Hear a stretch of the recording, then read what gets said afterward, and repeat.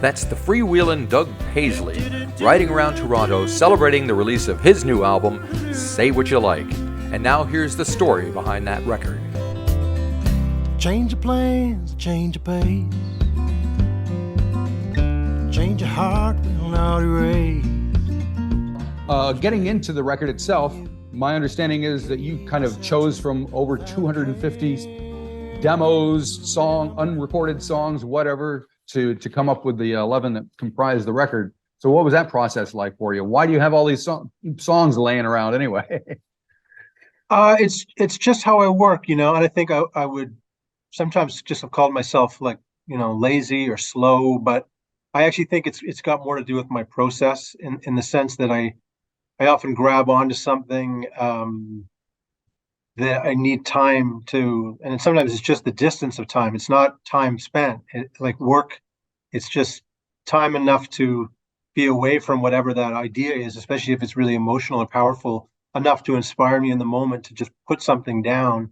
And so, but then once they're all there, I mean, I'm personally and emotionally really attached to them, but there's not really any great pressure the way that some songwriters have very successfully worked on schedules and worked, with their own rules and so on. I have a much broader approach and working process. And so as a result, it's a bit like being a hoarder, I guess, where you see the stuff in their house and you can't imagine it has significance for them, but it's there, and it's very satisfying when you can actually complete that process, which I don't think will be the case for the lion's share of my material, but it's also it's comforting to have stuff at that second stage. It's like a secondary resource. And Gotcha. I'm sitting on a hoard of it, Gotcha. And that feels good.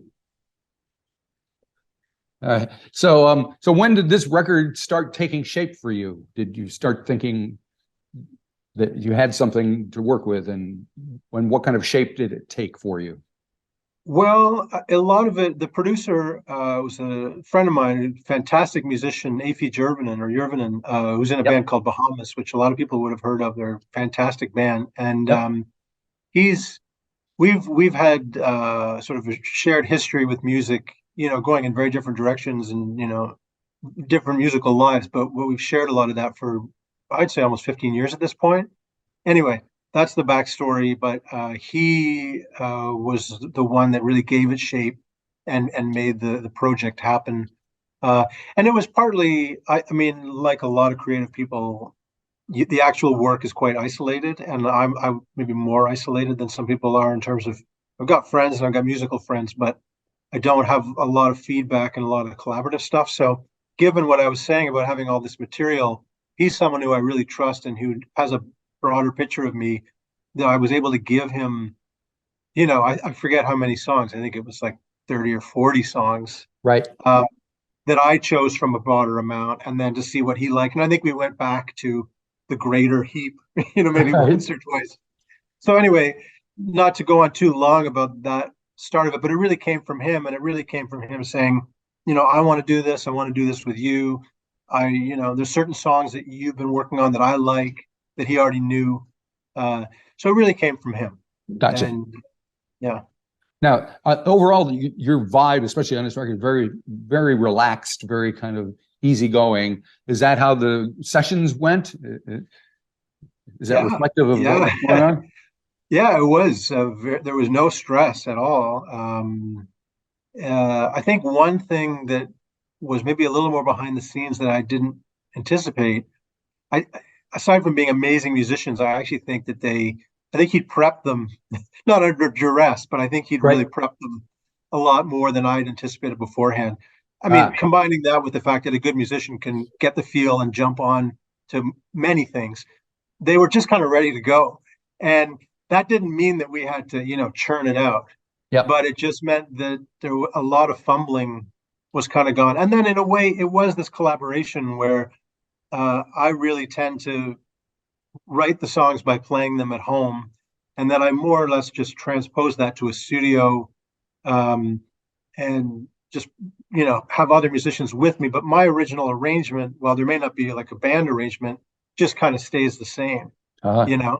And I think in this case, maybe they had some more preconceived ideas about where the songs were going to go, and they even probably had my demos. So yeah, it was like a really nice conveyor belt, for me. And I don't know if that translates to a relaxed sound or if that's what it is, but it's a very comfortable environment.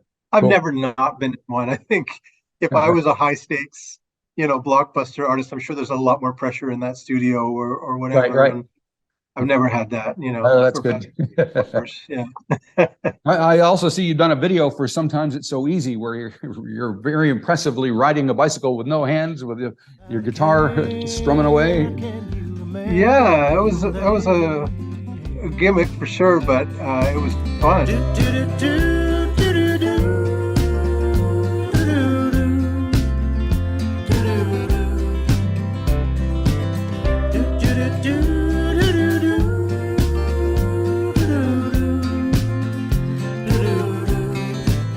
I mean, there was no meaning intended Right. specifically for the song or anything like that.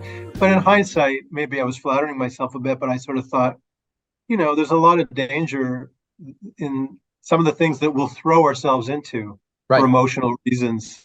And I realized, like I say, inadvertently, there was a bit of a nice parallel with what I was actually doing. But maybe there's a very subtle undercurrent of my hometown in this album. And, I mean, I'm very situated here, if I could say that, as Yep. we've all been situated somewhere for the past 3 years, Yep. more or Yep. Yep. less. And, there's a lot of my history is biking around the city and where the video was made. So it was, it was kind of like a home movie in a way of a lot of things for me. But Right. but Were yeah, there a it lot was also just a shtick, which is fine. I mean, that we forget that that's where a lot of this stuff comes from, and it's still there. right. We're I was just trying to vaudeville is think. not that far I'm away. trying to remember the last time I actually rode a bike. In my youth, I could have probably done that, but I'm not sure I could do that now. Yeah, your inner ear changes, and I'm well, sure it also does. your risk aversion is like Well, it's your that's greatest true. enemy, isn't it? Yeah, I would imagine so. And are you left-handed? Were you? I am. Oh, Yeah, I'm I thought so. left-handed, and I play left-handed. Yeah, yeah. Yeah, very good. I thought so. I am left-handed myself, so I always Oh, see excellent, that. excellent. I always like to expand the gang of us. I have a real affinity, maybe not entirely justified, but Well, especially growing up, did you ever have trouble with people trying to force you to be right-handed? no, I think that I mean my uncle and I have two uncles and a dad who are I had the same left-handed. uncle. Yeah, right. And they had the stories of, corporal punishment and all that kind of stuff. I always had maybe a slightly elevated perspective on it that the world, through design is made to be a fluid experience, and it's generally made to be a fluid experience for right-handed people. Right. So in a small domestic mundane way, it actually challenges you in small ways, whether you're reaching for a door handle or using a kitchen utensil, and then it actually is good for you. Like it activates your mind more. So that was more my experience. I was never whipped or had my hand tied behind my back or No, I anything. never got that bad for me either, but I did have an uncle who thought I was the devil's spawn for being left-handed. But it was more him than me, I think. Yeah, right. Yeah, it was more his infatuation with the devil. Exactly. Yes. Now, I would just want to touch on a song. You have one called "Rewrite History." It has kind of a bit of a Dylan-esque feel to it, and I think you have somebody named Felicity singing on that. So maybe you can just elaborate on what's going on there. So you're creeping through the shadows just to hear a caged bird sing, and you do what you want to, and you do what you can, and when it can't be undone, you rewrite history over and over and over again.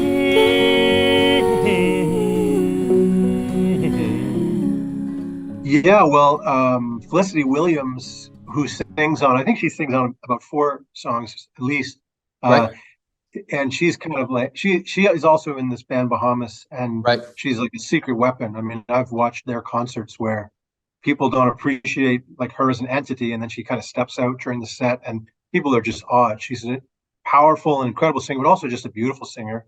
And so, I mean, that was not really a duet, but it's just amazing how, it's like a character actor who can really make a story their own somehow. Like her just coming into that song, it just edified it in so many ways. I mean, just aesthetically or musically, it was so beautiful. But I also thought that, you know, if that song is maybe Dylan-esque, like it's almost a little bit sort of sneering, and it's just laying it on to somebody, or at least onto a situation.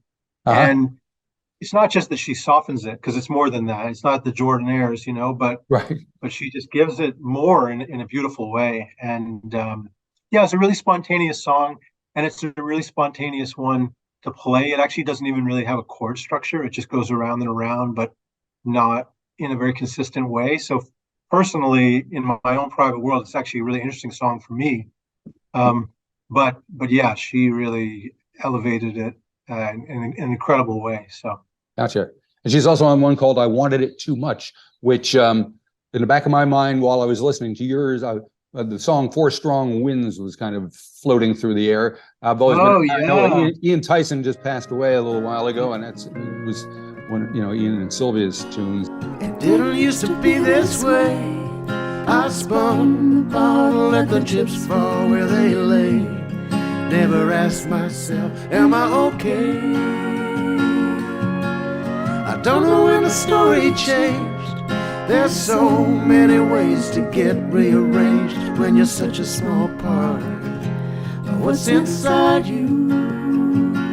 So do you look at yourself as kind of a part of that whole Canadian singer-songwriter, family of people? There's Neil, there's Joni, there's Ian Tyson, Gordon Lightfoot.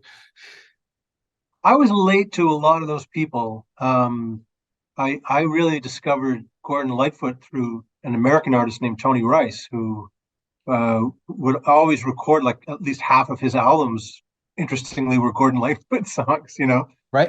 And I imagine there may be some aspect of this between New Zealand and Australia, between Uruguay and Argentina. Yep. I mean, the sort of one of the running jokes or explainers is that in a Canadian video store, if you went into a movie store, the Canadian films would be in the foreign film section. You know what I mean? There's that kind of thing.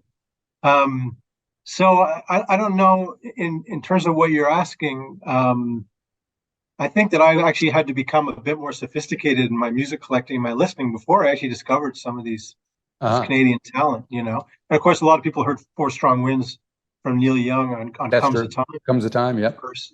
But I mean, it's a big topic. I mean, I have got 20 Gordon Lightfoot albums, and there's some really deep tracks of Ian Tyson's that I love, and there's a lot of other artists that people wouldn't even know, like Ron Hines and Sam Larkin and people like that. Right.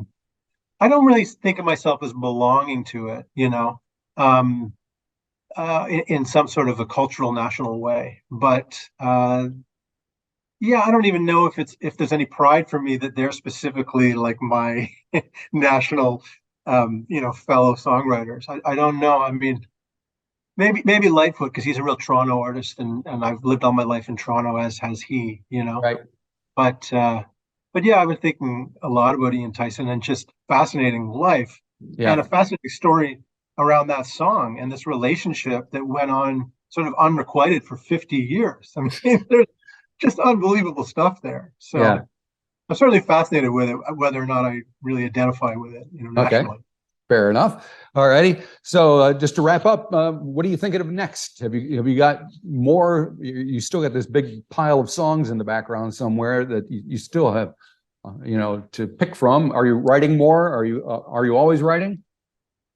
I'm always working. I'm always playing guitar, and I'm always sort of working up songs. I've had this idea for a while that I really want to try something with just a guitar and a voice, because that's kind of how I write, and it's actually how I'm very comfortable. And I don't think I've managed to play with amazing people, and that's been one of the joys of recording. I don't think it's so much about trying to fill out the sound. I think it's about those opportunities. But for whatever reason, I've never sort of come forward with this thing, which is actually much more much closer to what I spend most of my time doing. Uh-huh. But also this, if you're really into acoustic music and guitar, to my mind, there's a lot of arranging you can do in just a solo situation, Yep. so to speak. So that's kind of what I'm working towards. And, I mean, it's funny because this album is out, but I actually recorded it, 3 years ago. Right. And, it kind of dawned on me the other day, maybe because it had actually come out, that I kind of have to get going. I got to get not just working because I'm always working, but focused on something. And I've really started doing that. I think clearing the deck in this very concrete way in the last year or so has really helped me to realize that. Excellent. All righty. Well, thank you for sharing all that with me. I appreciate it. Have a good rest of your evening. Yeah, really nice to talk to you. Thanks for setting it up. Did all those records come with you from Rochester? Most of them, yes. Oh, congratulations. I worked at a radio station, WCMF, which is like the big AOR station there. And I was there when the CDs came in and the records left. So I took lots of them home with me. A lot of them are right there. Well, I hope I get a chance to look through it someday. It looks like come on down. Records. All righty. Have a great day. Okay. Thank you. Thanks, Marty. Nice to talk to you. Take care. Bye-bye.